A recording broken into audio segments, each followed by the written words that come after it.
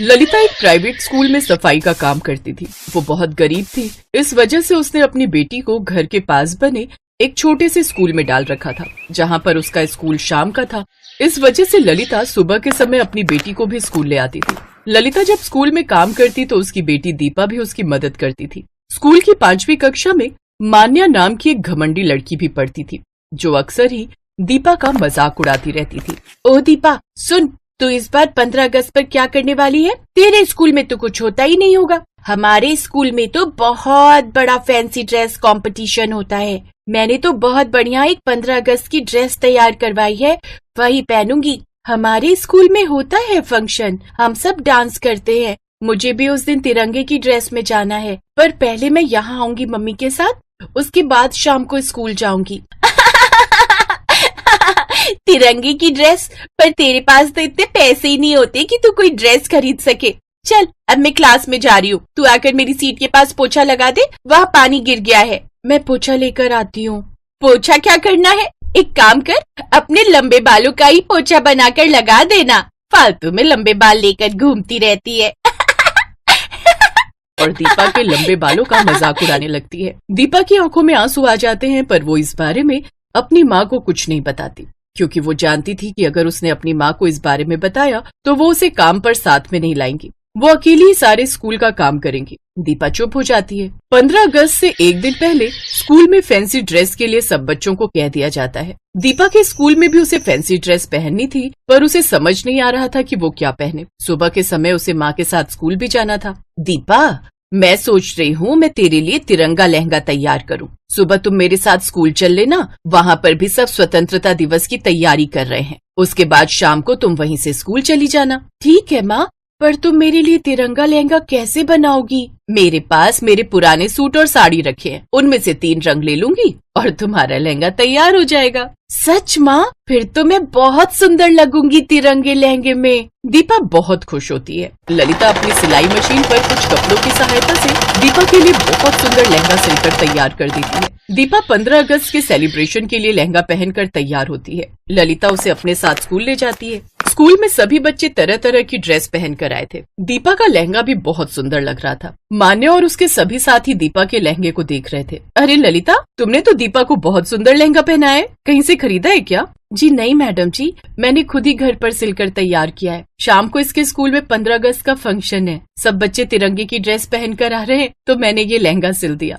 अरे वाह, अच्छा, ये तो बहुत बढ़िया बात है। तिरंगा लहंगा, साथ में इतने खूबसूरत घने लंबे बाल। दीपा बहुत प्यारी लग रही है। अरे दीपा, तुम भी हमारे स्कूल के बच्चों के साथ फैंसी ड्रेस कंपटीशन में भाग ले लो। देखो वहाँ हॉल में सभी बच्चे लाइन में स्टेज पर जा रहे हैं, तुम भी उनके साथ पार्टिसिपेट कर सकती हो। मैं भी मैडम जी?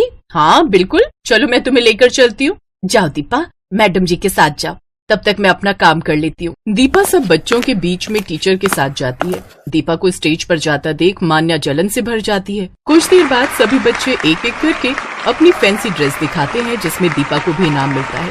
दीपा अपना इनाम लेकर खुशी खुशी स्कूल की पहली मंजिल पर माँ को दिखाने जा रही थी। मान्या अपनी सहेलियों के साथ वहाँ पहुँची और उसने दीपा का रास्ता रोक दिया। तुम्हारी हिम्मत कैसे हुई स्टेज पर फैंसी ड्रेस कंपटीशन में भाग लेने की? ये सेकंड प्राइज मेरी फ्रेंड पूर्वी का था। पूर्वी, चल इससे ये ट्रॉफी छीन लेते हैं। ये इनाम मेरा है, मैं नहीं दूंगी, मुझे माँ को दिखाना है। छीना झपटी में अचानक मान्या का पैर फिसल जाता है और वो सीढ़ियों के साथ में बने जंगले से लटक कर नीचे गिरने लगती है। बचाओ, मुझे बचाओ, मैं नीचे गिर जाऊंगी। मान्या घबराओ नहीं, तुम मेरे बालों को कस कर पकड़ लो, मैं तुम्हें ऊपर खींच लूंगी। दीपा अपने लंबे बाल नीचे लटका देती है और मान्या उसके बालों को पकड़ लेती है। धीरे धीरे दीपा मान्या को ऊपर खींच लेती है, पर उसके बालों में बहुत दर्द हो रहा था। मान्या ऊपर आ जाती है, तभी शोर सुनकर सब वहाँ इकट्ठे हो जाते हैं। ललिता, तुम्हारी बेटी दीपा तो बहुत बहादुर है। इसने अपने लंबे बालों की सहायता से हमारे स्कूल की बच्ची मान्या की जान बचाई है। थैंक यू मैडम जी। चलो सब बच्चे यहाँ से भीड़ हटाओ, नीचे हॉल में फंक्शन चल रहा है, सब बच्चे जल्दी से वहाँ पहुँच जाओ। दीपा चलो, तुम भी हमारे साथ चलो। आज तो तुमने भी तिरंगा लहंगा पहना हुआ है, तुम तो इस लहंगे में तैयार होकर बहुत अच्छी लग रही हो। तुम्हारे बालों में दर्द तो नहीं हो रहा? नहीं मैडम जी, बिल्कुल नहीं हो रहा। प्रिंसिपल के कहने पर दीपा हॉल में जाती है। वहाँ पर वो बच्चों के साथ देशभक्ति गीतों पर डांस करती है। मान्या भी दीपा को सॉरी बोलती है। बच्चे अपनी अपनी परफॉर्मेंस देते हैं। दीपा भी उस दिन स्टेज पर बहुत अच्छा डांस करती है। दीपा देखती है कि सब बच्चों के साथ आज मान्या भी उसके लिए ताली बजा रही है। शाम को दीपा अपने स्कूल में चली जाती है। उस दिन दीपा ने 2 इनाम जीते। एक इनाम उसने अपने तिरंगे लहंगे की ड्रेस के लिए जीता और दूसरा इनाम उसने अपनी बहादुरी के लिए जीता। उसकी बहादुरी के लिए स्कूल की तरफ से उसे 12वीं कक्षा तक मुफ्त में पढ़ाई करने का अवसर प्राप्त हुआ। अपनी बेटी को बड़े स्कूल में पढ़ाई करते देख ललिता बहुत खुश थी। अब मान्या भी दीपा की अच्छी दोस्त बन गई थी।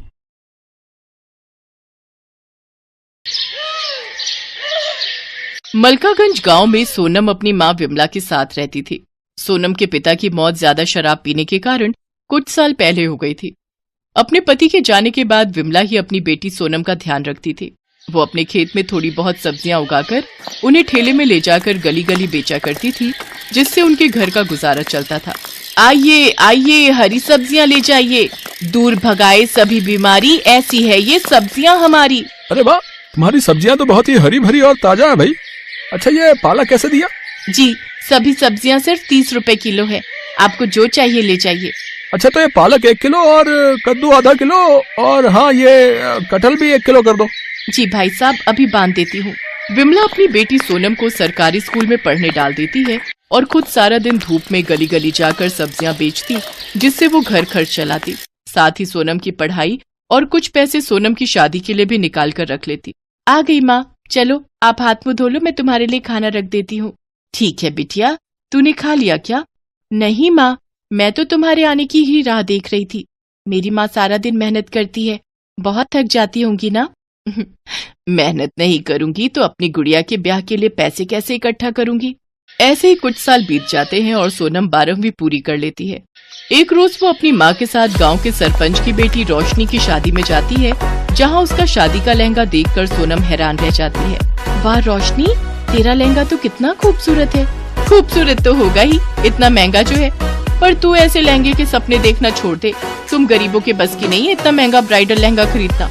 तू तो अपनी माँ को बोलकर उनकी साड़ी का ही लहंगा बनवा लियो अपनी शादी के लिए। रोशनी की ये बात सुनकर सोनम बहुत दुखी होती है। परेशान मत हो मेरी बच्ची, तेरी माँ से जितना हो सकेगा वो तेरे लिए जरूर करेगी। उसी शादी में रोशनी की मौसी आशा अपने बेटे के साथ आई हुई होती है। सोनम पर जैसे ही उसकी मौसी की नजर जाती है, वो उसे देखते ही रहती है। गुलाबी रंग के सूट में ये गोरी लड़की बिल्कुल ऐसी लग रही है जैसे कोई कमल का फूल हो। मुझे तो अपने छोटे बेटे रौनक के लिए बड़ी ही पसंद आई। हाँ माँ जी, लड़की तो बहुत सुंदर है। रौनक को भी सोनम पहली नजर में ही भा जाती है। शादी के कुछ दिन बाद आशा अपनी बड़ी बहू और दोनों बेटों के साथ सोनम के घर जाती है और उसकी माँ से उसका हाथ मांगती है। बहन जी, मैं एक गरीब सब्जी वाली हूँ और आपके बड़े घर में रिश्ता जोड़ने की मेरी हैसियत नहीं है। आंटी, रिश्ता हैसियत देखकर नहीं बल्कि दिल देखकर जोड़ा जाता है और हमें सोनम पहली नजर में ही भा गई। सही कहा बेटा तुमने, और हमें इस शादी से कोई दिक्कत नहीं है। सोनम के लिए बड़े घर से आया रिश्ता देख विमला खुश हो गई। विमला ने अपनी जमा पूंजी निकाली और उसने अपनी बेटी की शादी की तैयारियां शुरू कर दी। सब तैयारियां होने के बाद वो अपनी बेटी को ब्राइडल लहंगा दिलाने के लिए सोनम के साथ शहर गई और सुंदर सा ब्राइडल लहंगा उसके लिए ले आई। मैं जानती हूँ बेटी, तुझे सरपंच जी की बेटी जैसा ब्राइडल लहंगा लेने का मन था, पर तेरी माँ के पास इतने पैसे नहीं कि तुझे इतना महंगा दिला सके। कोई बात नहीं माँ, ये भी मुझे बहुत पसंद है, लेकिन कल क्या होगा ये कोई नहीं जानता। शादी से ठीक एक दिन पहले सोनम का ब्राइडल लहंगा चोरी हो गया और सब लोग बातें बनाने लगे। हाय, कितना बड़ा अपशगुन है, ये तो दुल्हन का लहंगा चोरी हो गया। ये तो बहुत ही बुरा हुआ। बेचारी विमला के पास अब तो इतने पैसे भी नहीं होंगे कि उसे फिर से दिलवा सके। मेरी माँ ने कितने सालों से एक एक पाई इकट्ठी करके मेरे लिए शादी का जोड़ा बनवाया था, लेकिन अब क्या होगा। ये बात जब सोनम की जेठानी को पता चली तो वो बाजार गई और सोनम के लिए एक बहुत ही महंगा और खूबसूरत ब्राइडल लहंगा ले आई, जिसे देखकर सोनम हैरान रह गई। अरे, ये तो वही लहंगा है जो सरपंच जी की बेटी मतलब रोशनी ने अपनी शादी में पहना था। हाँ, हमें उसी ने बताया कि तुम्हें उसका लहंगा बहुत पसंद आया था, लेकिन इतना महंगा होने के कारण तुम ऐसा लहंगा अपनी शादी के लिए खरीद नहीं पाई। इसलिए जब मुझे पता चला कि तुम्हारा लहंगा चोरी हो गया है तो मैं इसे तुम्हारे लिए ले आई। दीदी, आप बहुत अच्छी हो, थैंक यू सो मच। तुम्हारा बहुत बहुत धन्यवाद बेटी, तुमने हमारी लाज बचा ली। सोनम मेरी छोटी बहन जैसी है माँ जी, उसके लिए मैं इतना तो कर ही सकती हूँ। अब कल इस जोड़े को पहनकर दुल्हन बनकर तैयार हो जाना, हम धूमधाम से बारात लेकर आएंगे अपनी दुल्हनिया को लेने। अगले दिन जब सोनम वो ब्राइडल लहंगा पहनकर तैयार होती है तो वो किसी अप्सरा से कम नहीं लगती। सबकी नजरें उस पर टिक जाती हैं। उसे देख रोशनी भी हैरान रह जाती है। सोनम को उस ब्राइडल लहंगे में देखकर विमला की आंखें भर जाती हैं। फिर धूमधाम से सोनम की शादी रौनक से खुशी खुशी हो जाती है। Best buddies